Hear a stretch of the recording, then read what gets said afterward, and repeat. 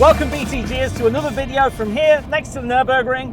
I'm on my way to the Nürburgring Nordschleife right now, and I'm going to tell you 7 really good reasons why you should never buy a Caterham 340R. The first reason is, damn, this thing is small and it has terrible visibility. Like, the mirrors just constantly adjust. I can't see anything behind me. I've got to look through this terrible plastic window. I could take the windows off, except they actually have the wing mirrors on. Although the wing mirrors are so terrible that I don't think that would actually make any difference to my day-to-day comfort in this car. So maybe I should just take the windows off and put up with the extra air. Of course, the other part of that equation is that for the average SUV driver, you are as difficult to spot as I'm Frank in an attic. Reason number 2, you should never buy a Caterham. You will either freeze, fry, or drown. I am currently wearing shorts and a t-shirt. It's 14 degrees Celsius. That is not warm. The other day, it was 38 degrees and I was nearly dying in here. The day before that, it was raining and I was absolutely soaked to the skin.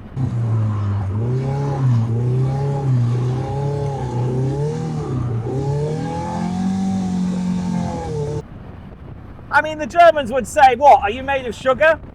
And I'm not made of sugar, and sure, the best waterproof clothing you have is your own skin. But still, you get a bit wet in one of these, and don't even start talking to me about putting the roof on.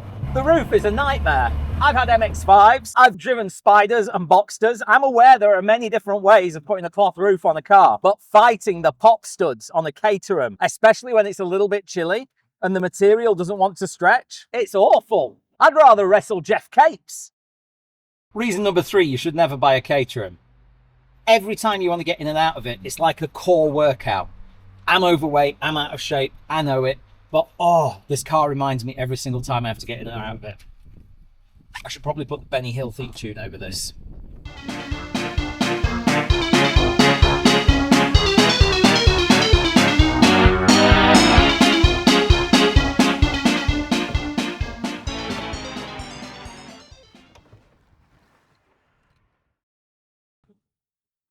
For any smart Alex at home saying, well, don't worry, I'll just get the wide body.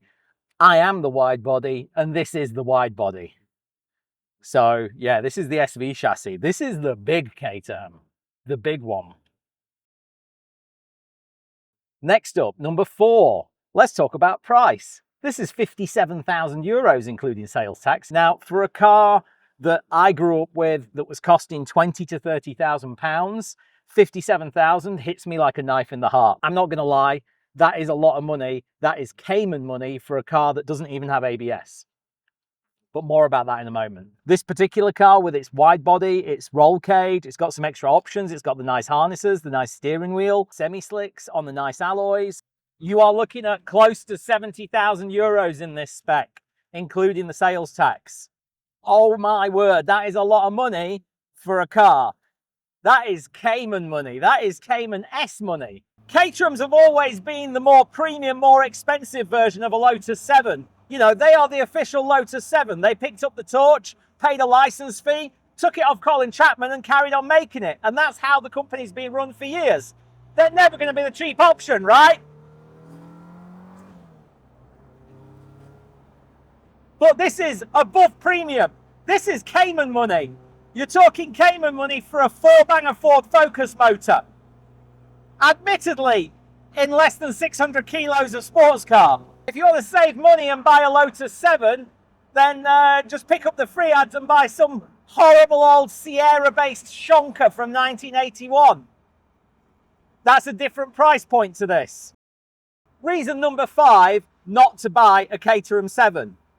Well, luggage for one. If you're planning a grand trip down to the Alps, doing the whole GT thing, Grand Tourer, well, guess what? Oh my God. If the indicator doesn't send you balmy first, the lack of luggage space absolutely will. You have no space for anything. And if you take a passenger, that's all your luggage space gone pretty much. I can just about fit a couple of bottles of water and a rucksack in the boot of this thing. If you want to take a spare wheel, you're going to have to spec a wheel carrier on the back.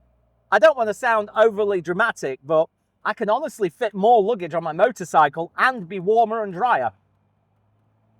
Ouch. Reason number 6, never to buy a Caterham. You have no traction control, no ABS, no power steering, limited visibility. Other people can't see you either. You are small, you are below their rear view mirrors. If you take this on a mixed track day with mixed traffic, anybody in an M5 is going to look like they're driving a Jeep to you. Okay? It is really difficult to drive this car the first time you drive it. If you've never driven a Caterham before, you'll jump into this and you'll just be like, what is going on? If you are one of those individuals that is blessed with optimism but cursed by a lack of talent, this car is not going to flatter you. In fact, it's probably the easiest car to crash, especially in the wet. There is no stability control. There is no special computer calculating things at 5 gigahertz. There's you, 3 pedals, and a steering wheel that does that. Reason number 7 you should never buy a Caterham is because it will literally ruin every other sports car for you. Every other car will feel heavy, bloated, and way too electronic.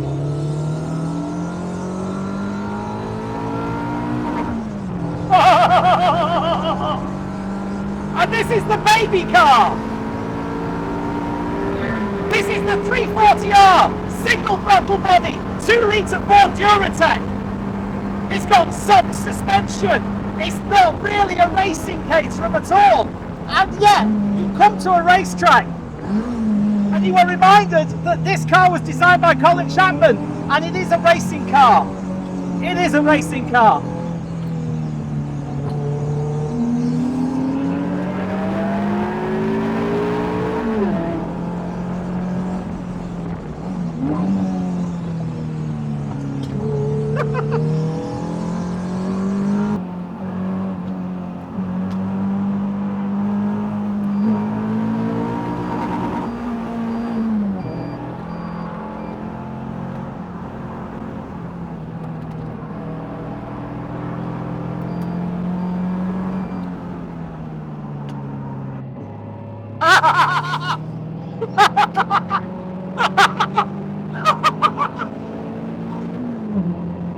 Amazing!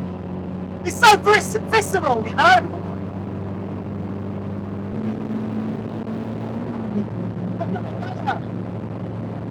That's flat out, that's as much as we've got.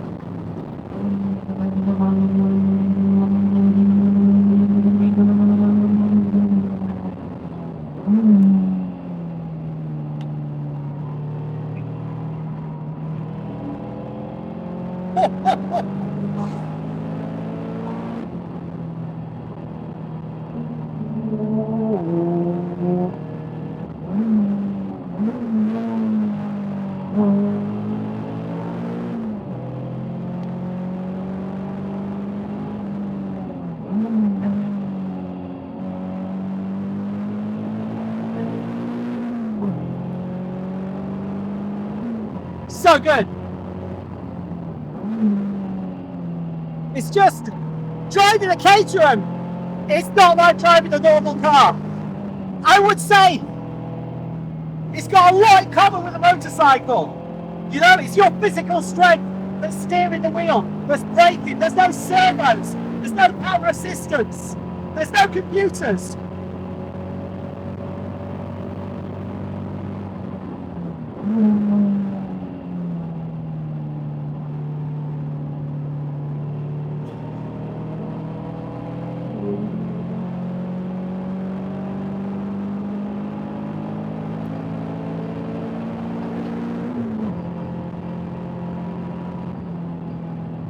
Over.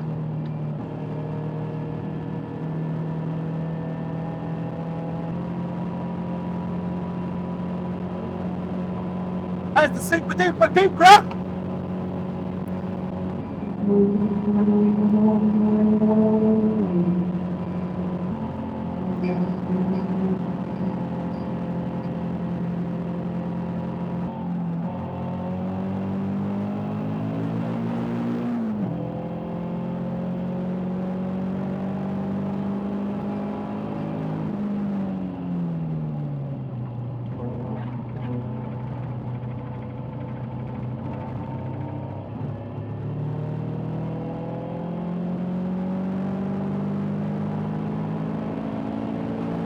I've got a Porsche behind me, but it doesn't seem to be very fast in the corners.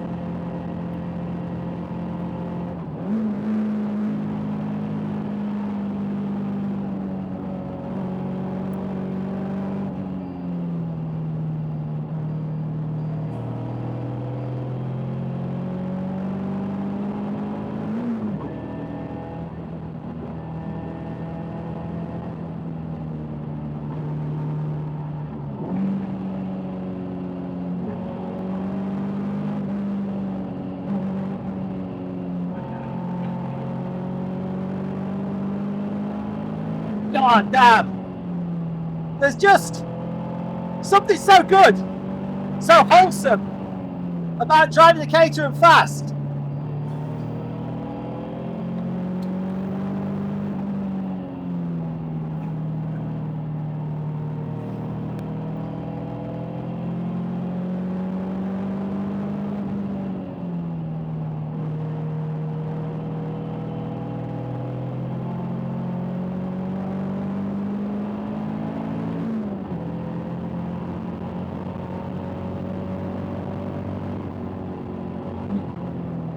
Lovely little jump.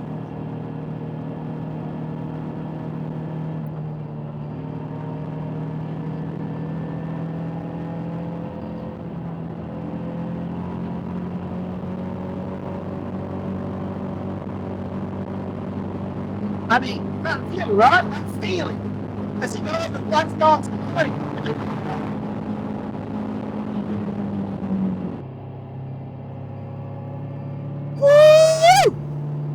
Well, that was a lap of the Nürburgring Nordschleife in the Caterham 340R. Oh my God, that's a lot of oil. That's a lot of oil. Whoa. So happy that the yellow was on. I salute you, flashing yellow lights, because if I'd have hit that at full speed, whoa, like I say, maybe the Caterham's not always the right answer. For me personally, I'm all about bad decisions in life, and you will never stop me loving Caterhams. I absolutely adore them. They're one of my favourite cars ever. And in the same way that motorcycles have now been banned from Touristenfahrten completely on the Nordschleife, I worry that one day Caterhams will also go the same way. And the fact that you can now buy a Caterham with no ABS, with no traction control, with no stability control, and you can put it on plates in Germany, I know it costs a lot of money, but that is a luxury, and one day that will be taken away from people and they don't realise it.